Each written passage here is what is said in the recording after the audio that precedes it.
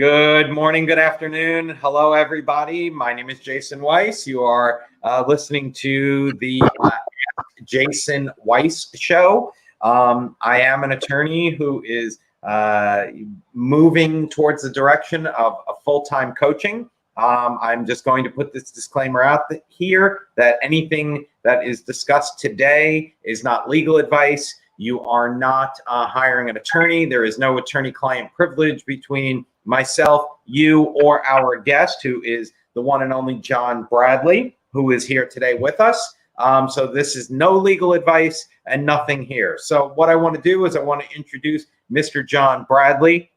I've known John Bradley, and when I slip and call him JB once in a while, I will apologize, but I've known John for close to 20 years. When it comes to anything, he is one of my go-tos, and I ask questions, and just a phenomenal attorney and an even better man. But he is here today to talk about, he is truly a rock and roll attorney. And I mean that by he rocks, he rolls, he's awesome, but he is truly in that rock and roll and music space. So without further ado, no one wants to hear from me. JB, give us a 30-second intro on yourself, and I'm going to start asking you some questions, and we'll be rocking and rolling. It'll be good, Jason. It'll be good. So my best badge of honor is Jason is my dear bud. But for some reason, after 40-something years of playing music and all, I've done 33 years as entertainment attorney, music lawyer, rock and roll lawyer. And I am one of the few people left standing today that can say that they have made their entire life and career on the rock and roll business. And it's been a pretty good time. Pretty good time. And that's pretty amazing, because especially here in South Florida, you hear from attorneys, including myself, I admit, I am a sports and entertainment attorney. And what does that mean to some people in the industry? It could mean that, hey, my next door neighbor is a professional baseball player and I did the closing of his house. Now I'm a sports attorney. It could be that, hey, I represented a musician in a speeding ticket. Guess what? Now you're a music attorney. But JB is honestly a music, entertainment, dabbles in sports as well, but he is the rock and roll attorney. And what do I mean by that? I mean, he's in there. He's been doing 360 deals. He did merch deals. He did all this stuff. And that is this guy. And JB, I don't know if you're comfortable talking about client names. If you are, cool. If you're not, please don't. But tell us, how did you find your way into the music industry? Well, for me, I've been a musician since I was a kid. And so that's what instruments? Let's see, guitar, ukulele, bad mandolin, bad bass, bad piano, reasonable vocals, writing, recording, record labels, and lawyer. That's all. All right. So since a kid, you've been strumming the guitar, and then I interrupted you. No, I've been playing out in front of people since I was a young teenager. First band with my dad, I think at 12 or 13. And so I got to do that and do all of the stage stuff before we even finished law school. Did have an awesome rock and roll band in law school, so all of the law students would come out every Wednesday night, and we would drink cheap beer at the local hall downtown.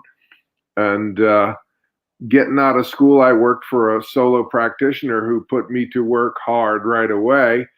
And when I brought up to him, I want to try to chase some of this music stuff, he said, that's fine with him as long as I did it after hours, after I did all the work that he gave me. So, I learned what I could all by myself, and, went to the rock and roll shows and all of that, and met with clients and figured that out for myself. Today is a different story. Man, they teach entertainment law in law school.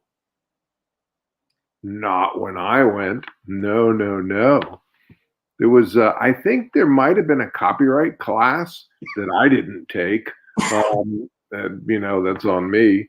But I don't remember any other IP stuff in school at all back then. And now there's copyright, there's trademark, there's a couple of schools like UM that's got some parallel program with their undergrad degree, and that's awesome. Yeah, and University of Miami and Nova, they both offer also sports. It's not even just sports and entertainment. Sports, entertainment, intellectual property. That's 3 classes. That's awesome, and it shows how long of a way we go, and which segues into a perfect question. You talked a little bit about copyright and trademark, and you did not mention patent. For those people that are musically inclined that do not know the law as well as someone like you, can you just give a quick 2-minute synopsis of what's the difference between a copyright, a trademark, and a patent? Because I can tell you all the time, I'll get phone calls from musicians and, hey, I wrote a piece of music and I want to protect it and I want to get a patent and a trademark and a copyright. And I'm like, whoa, time out. You don't need them all. So I guess start with patent, since that's the one that doesn't really apply, and then move into the other 2. Gotcha. Okay. So a patent generally is a useful device, something that does something. And so that doesn't fall into the entertainment space per se. You can have a design patent, which might be the look of a dress, the way that the flaps fall, something like that. Again, not falling into the art space generally, except for the clothing and merchandising industry. So generally, or like a device that you add to a guitar, let's say. Sure, something mechanical or electronic might fall into that space. But in terms of the creative type spaces, as we would call them, you're looking at copyright and trademark. Copyright and trademark are the keystones to all of the entertainment business, sports included, because make no mistakes, the sports industry is an entertainment industry. So in that world, we all deal with the basic core intellectual property issues, and then we build relationships and contracts and hopefully monetize them for our clients. So the first set you talk about are copyrights. In the entertainment world, you deal with, in a song, for instance, there are 2 copyrights. One of them is in the words and music. Mary had a little lamb, G, A minor, D. You can write that down on a piece of paper. Boom. Assuming it was original, you could get a copyright in that. But when you take a song like that and you go into a studio or pick up your iPhone today to record it, that recording can have its own copyright. So in this piece of recorded music, there's 2. There's one in the underlying composition, and there's 2 in the sound recording. Traditionally, in a record company artist relationship, the record company would be the one that owns the sound recording, and the writers of the song, or their publishing companies, would own the underlying composition. So that's the basics of copyright. Of course, if you paint a painting, it's a different type of copyright, but it falls under the same law. Trademark law is different. Trademark talks about a mark under which somebody provides goods or services.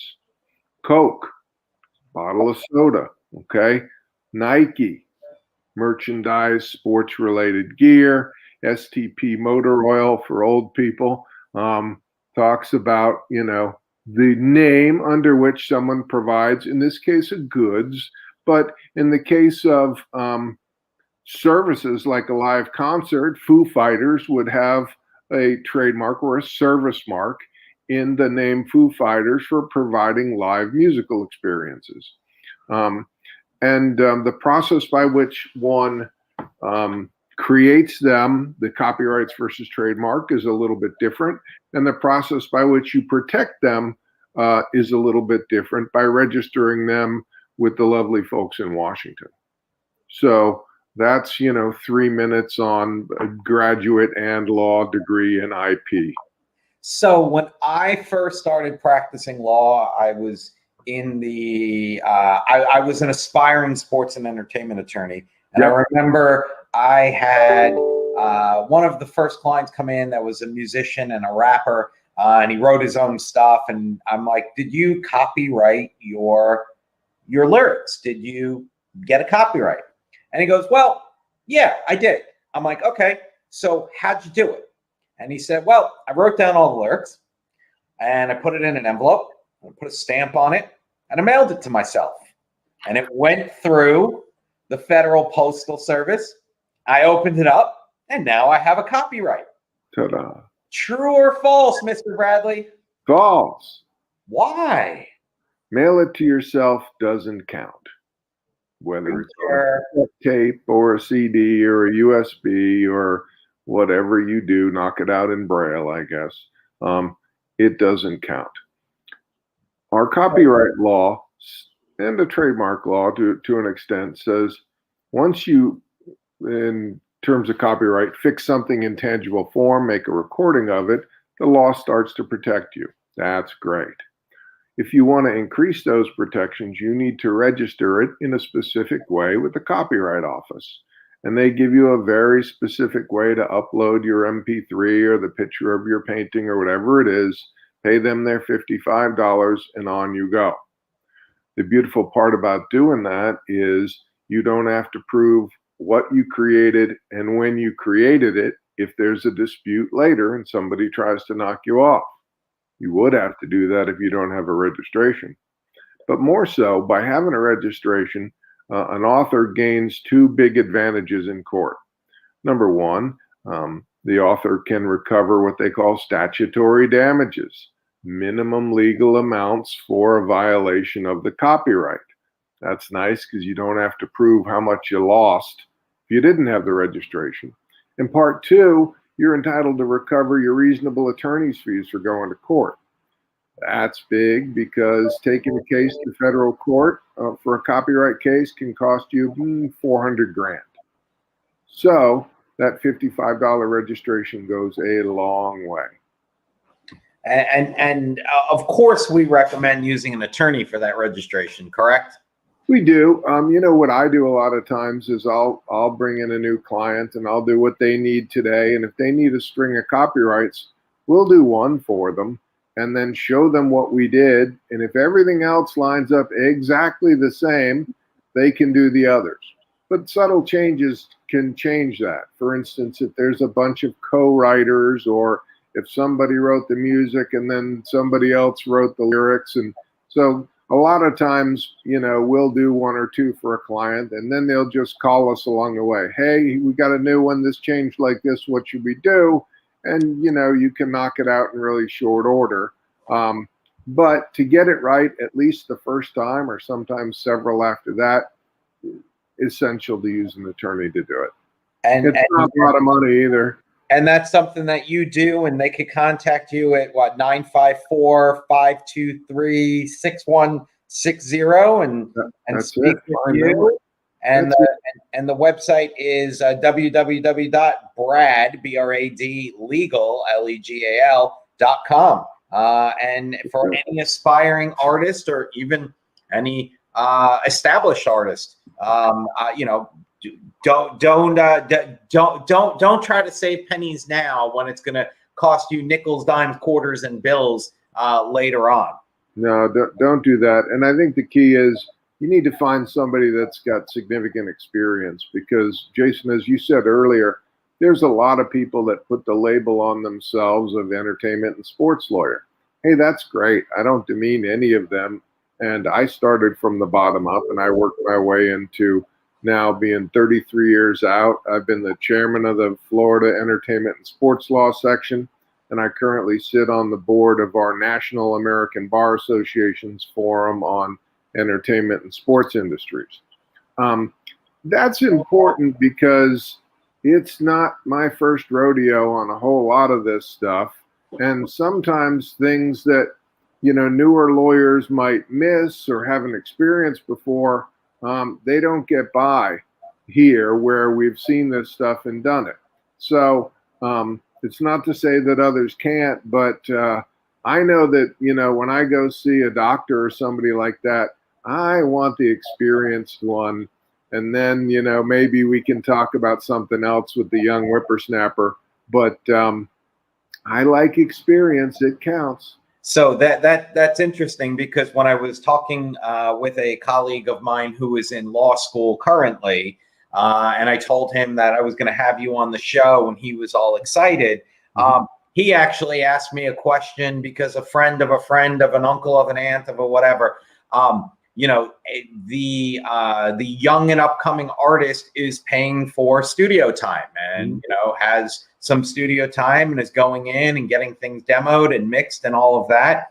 And there was some concern as to who would own that recording during that session. So I will clean up the question a little bit, and I will ask on behalf of the law school student who's hopefully listening today, if you go ahead and you go into a studio and you record a track or a demo, who owns what and who's entitled to what, assuming you pay for, I don't know, the studio time is $500. Okay, here's your $500. What does that $500 get you?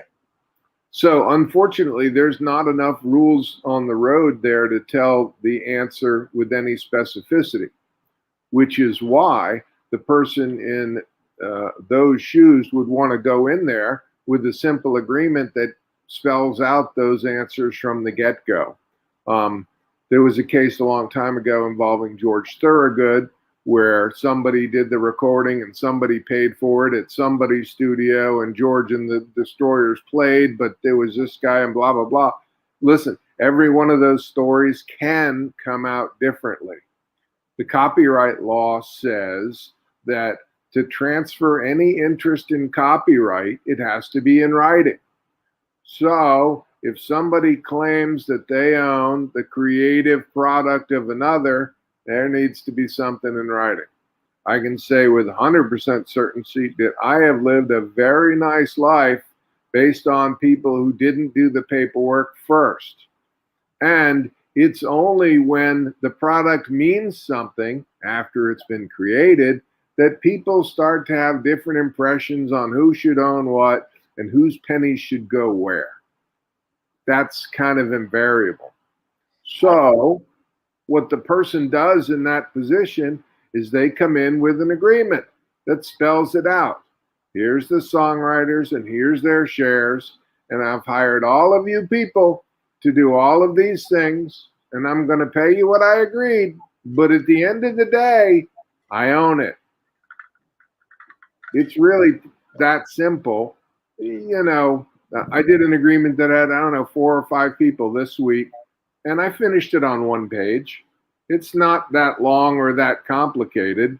So you need to get it done in the studio. And I've heard people say before, oh, don't bring me the paper into the studio, man. That just brings me down.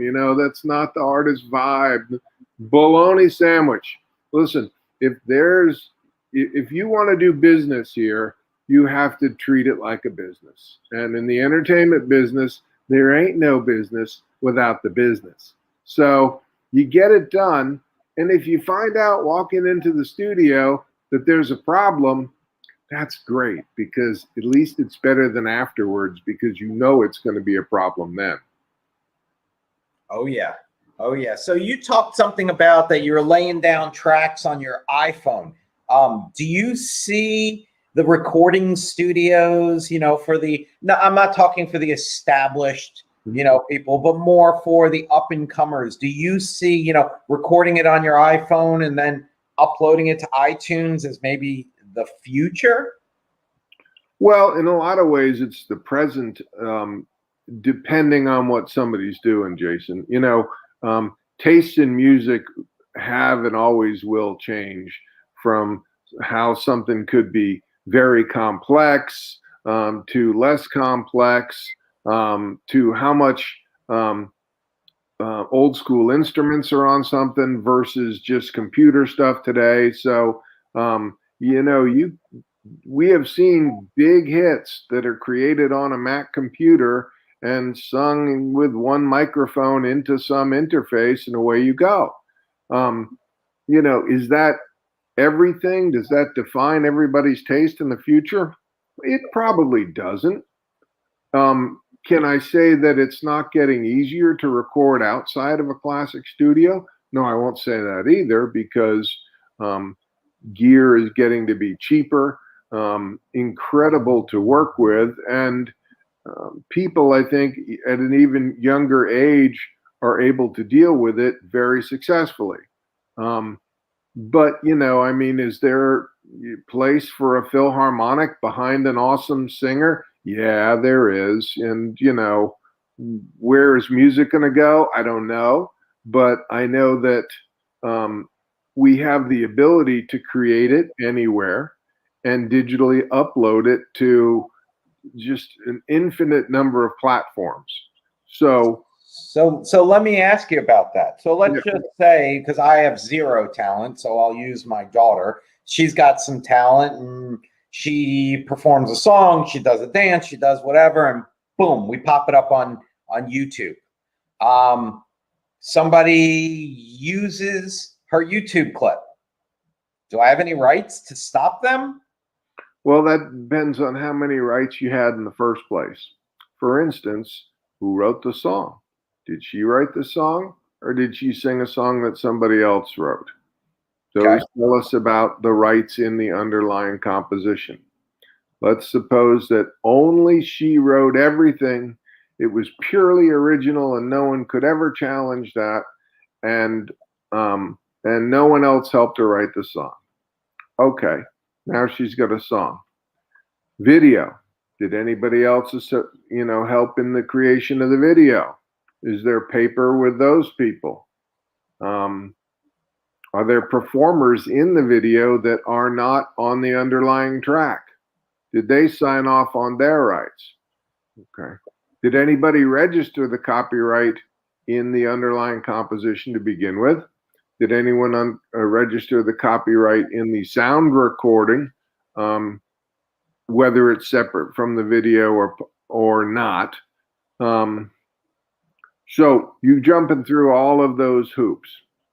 If somebody grabbed a piece of the clip and put it up on their TikTok or whatever they do today, and didn't make a whole bunch of money off of it, which is traditionally how it works, then even though someone might have done a wrong, turning that into money of significance is probably not going to happen. So I guess if you post something, you're kind of doing it buyer beware. Someone might go ahead and snag your stuff. The positive will be you might get some exposure, some advertising, some whatever. The negative is if someone makes money off of you, chances are you're SOL. Yeah, I mean, that's fair enough to say. I mean, I think if you want to protect it as an asset of significance that you think you can monetize, then you should register it first. Okay.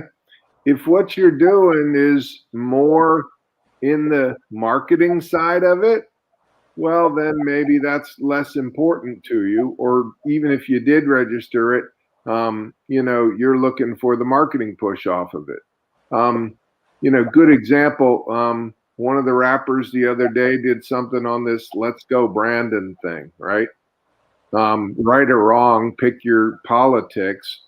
That person used the marketing momentum behind that phrase to propel himself into the entertainment space.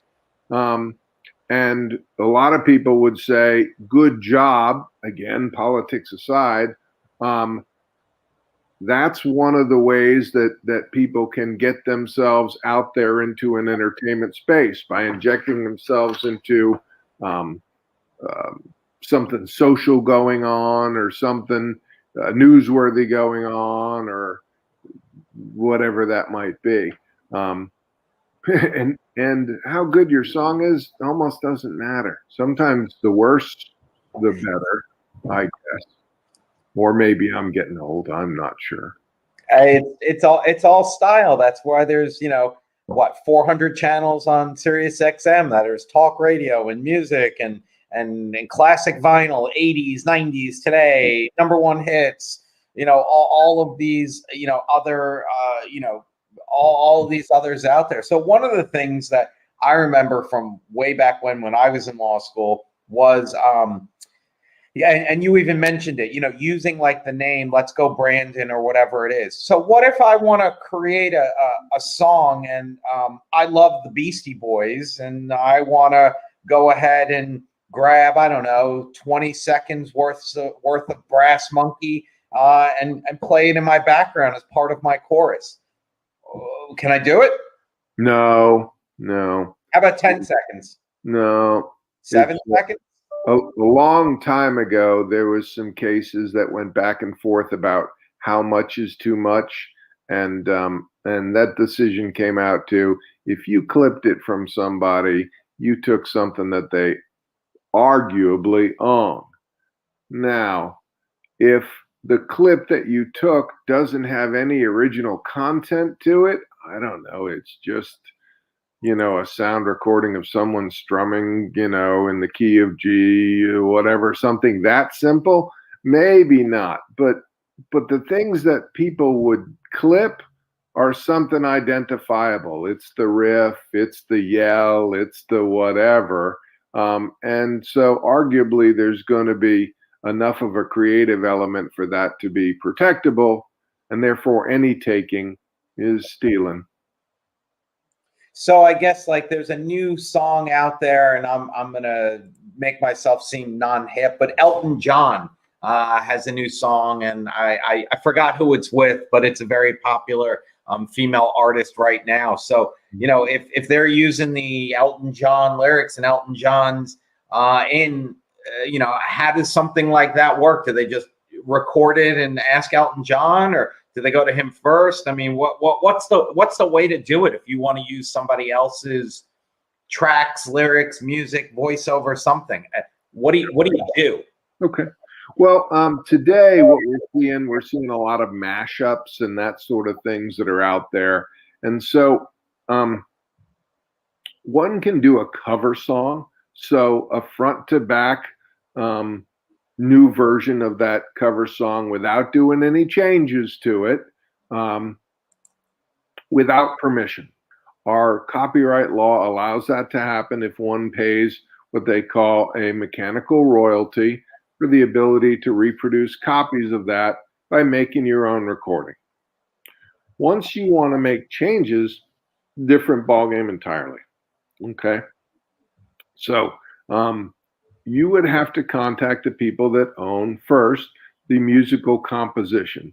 So Elton wrote with a guy named Bernie Taupin almost his whole career, and those two guys in one form or another own most of the big songs that we know by writing them.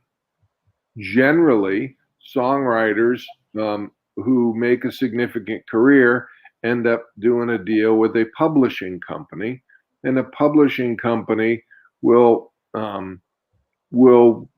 put together an agreement that either the publishing company owns those copyrights and administers them for both the publishing company and the artist, or it's shared or something like that.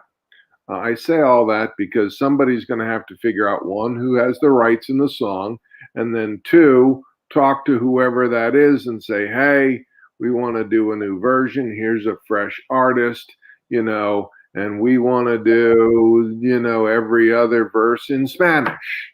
We want to do, it's going to flip into hip hop and then flamenco. I don't know, whatever they're going to do. Can we make significant changes in the song with your permission? And if we do, who's going to own what when we come out the other side? Because the new artist won't own all of that, because it's at least a significant component of the original song and maybe even parts of the original track. And so the record companies sit down together and hopefully hash out who's going to own what percentage of what, who's going to spend what to market it and try to turn it into money. And so there's a significant amount of work that has to happen behind the scenes before anybody even goes to the studio. Unfortunately, all the time you see people come out of the studio having, put in samples and all kinds of stuff like that. And then they go to the label and say, oh yeah, that's right, we did that kind of stuff. Sorry, you guys fix that. Oh, that's expensive. And the first Marilyn Manson record I was working on, matter of fact, one of the platinums is way up there. Not for that record. When they finished, they came out with a list of the samples, and it was incredible. And they didn't tell the label. I know one of them was a guy named Charles Nelson Riley laughing. It was just his giggle.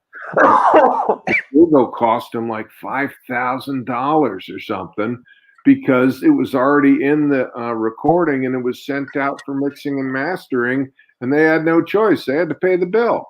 And you know what? Okay, it is what it is when you ask for the check later, right? Yeah. So if you are, so my cousin is a talented young man who's been playing music his entire life. And when I was up in New York this summer, we actually got to see him, and he was standing outside an ice cream parlor covering music. Yeah. Any problems with that?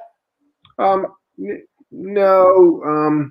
You don't need any kind of license to stand on a corner. It's when people stand there with an iPhone and then they record it and then they put it on social media and then they try to sell a record with the live recording of, whatever on it. Those things bring on the other issues. But, him standing on the corner with his tip jar, no, go for it. Now, let me ask you a question, because you kind of alluded to the next question that I had in mind.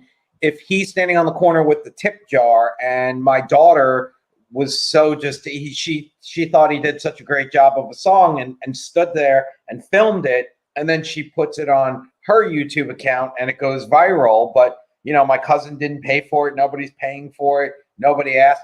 Can he get in trouble for that because someone else posted it? So I guess we'll start with A. Can he get in trouble for someone else posting it? Very unlikely. And then if he blows up because of it, I'm guessing my 11-year-old daughter doesn't have any rights to saying I founded you, or I made you a success. She has the rights to to tell the truth. That wow, my video got all of these likes and this person got a deal. Yay, good for them.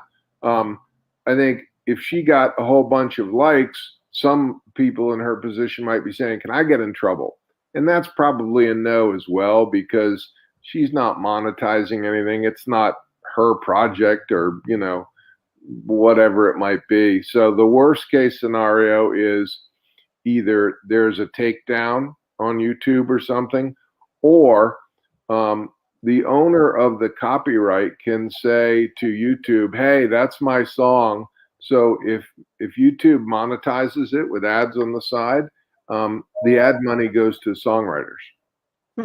They can do that. And how does that apply to like social media? You see it all the time: LinkedIn, Facebook, Instagram. Like, I come to your office, let's say, and I just snap a picture of the Marilyn Manson thing that you have, and such a cool meeting with John Bradley. Check this out.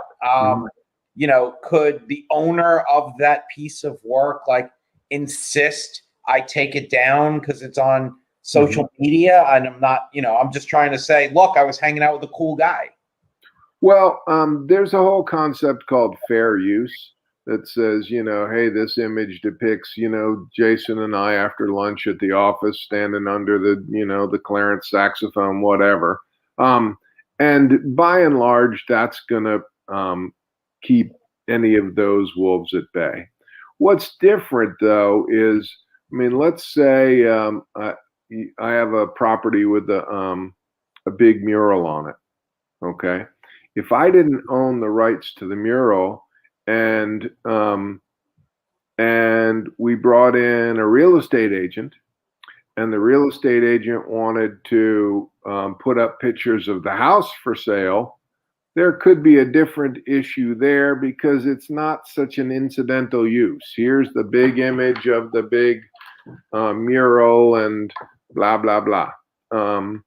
So fair use, as you might expect from my explanation, is a pretty fact by fact determination. And so, what's fair in some place might not be fair in another, but by and large, people standing around shouldn't be a copyright issue. And if it's up on your social media that your 182 friends can see, it's not of any note that would make some copyright owner hire somebody like me to go chase after it. And if it was so bad, the remedy is to take it down, not to jump up and down on any serious money. Now, I hear it all the time, and I know you're not a real estate attorney, but this happens all the time in real estate, that some newer real estate agents, if you are listing a property, they'll go on the internet and they'll find 5 or 6 pictures of that property and they'll put it on their listing. Yeah. Fair use? Nope. Why not? Well, if somebody else took the picture on that day with that lighting and that contrast and that camera and that helicopter and blah, blah, blah, blah, blah, the full combination of all of those elements mean that that's, somewhat unique. And in that particular space, there's value in those things. It's not, millions of dollars, but people do that business every day. And so we see that type of lawsuit every day. Are the valuations appropriate? Well, that's for, somebody else to say. Is it worth, $100 or, $1,000? I don't know. So I guess the smart thing is, well, it's on the internet is not a valid defense for using something. It is not. So here's one. I represented a kid, I don't know, late teens or something, California. He gets sued by some rapper. He took an image off the net, bad, that was, I think, part of an album cover, something like that. And he had some, online manufacturer make him one phone plastic cover with the image on the back. And they did. And I don't think they even ever sent it to him, neither here nor there. But they took the image and put it on the net and then offered it to anyone else in the world that wanted to buy any kind of merch in the world that had that image on it. So rapper and company file their lawsuit, and it comes down to them suing our guy in federal court for one copy of one thing that he put on a plastic phone cover that he copied from the net. Now, it's interesting because you hear about it all the time, and I'm going to use the real estate market. I used the picture and I was showing the place, and you get a demand letter and you take it down. Okay, I took it down. It's all good. Whatever. Case is over, right? Yep. Is the case over when you take it down after a cease and desist? Maybe not. If the lawyer and the client want to be more tenacious, they say that's not enough. I want this much money, or I file a lawsuit. And maybe they do, maybe they don't. I know that it costs $400 to file a federal lawsuit, and lawyers that do that kind of work bill at least that an hour. So all of a sudden, if somebody's making a demand, I'll settle this thing for $2,000 or I'll sue you. They know that it might be cheaper than hiring a lawyer to defend them. So the economics of the game sometimes, drive the results. So the word of advice is, to everybody that's listening, don't just grab something off the internet and think it's free use. You want to use an image, you want to use a photo, find out who owns it, get a licensing agreement. There are clearing houses that do this kind of stuff. You can do it. If you really love the image, buy it. Do it the right way. Protect yourself. Hire somebody. Create it yourself. Do it. There's plenty of artists out there that aren't making too much money that'll be glad to do something for $250. You probably represent a couple of those artists. So I do, but they charge more than $250 because they got to hire me and you. Yeah, but I mean that's the way to do it. I mean, You and I both know somebody that I worked for years ago, an attorney named Alan Fertel. He used to say it all the time. It's like a Fram oil filter. Either pay now or pay later. But at some point, get it done. Hire the attorney. Hire Mr. Bradley. Get your stuff protected. Don't walk into a studio thinking I'm going to record it and I'm going to be, the next huge star. Protect yourself. You really got to protect yourself. That's it, Jason. So we're almost out of time here, but usually I like to ask a question. So I'm going to ask you a fun question. Favorite musical artist and why? I like the Counting Crows. I've seen them and done some work with them in a bunch of different places, and they're cool. That's a 30-year evolution. Big fan of Tom Petty and the Rolling Stones too. So, I got to have a pretty good time doing this along the way, and so life's been good to me so far. Dude, and for anybody that hasn't seen your office and seen your stuff, he's got guitars and memorabilia, and I walk into that place all the time, and I'm just like, that place is so cool.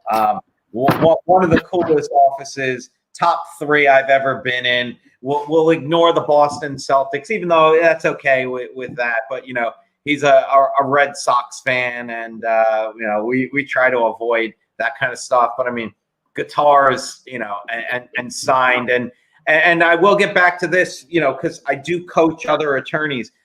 This is a man who truly loves what he does, and when you really, really love what you're doing, damn, that is so cool. When you love what you're doing, it is not work. And if you could go ahead and earn money doing what you love, you win, win, win, win every second of every day. And this man gets to play music, listen to music, help artists, help people. I mean, he is just amazing. And for any artist that is listening to this right now, including my cousin, make sure to reach out to John Bradley. If you have questions, www.bradlegal.com. You can get him on the phone as well at 954-523-6160. Look, he'll work with top talent, and he'll work with, individuals that are just getting off the ground. Just make sure to protect yourself with everything that you do. JB, always a pleasure. Thank you so much. Any last word of advice to, the up and coming artist? Listen, if you got questions with arts, call me. If you got other questions, just ask Jason. I appreciate you. Love you, my man. CC, as always, thank you for the goingsolomedia.com. CC, you are the best. Thank you so much for putting this together for us.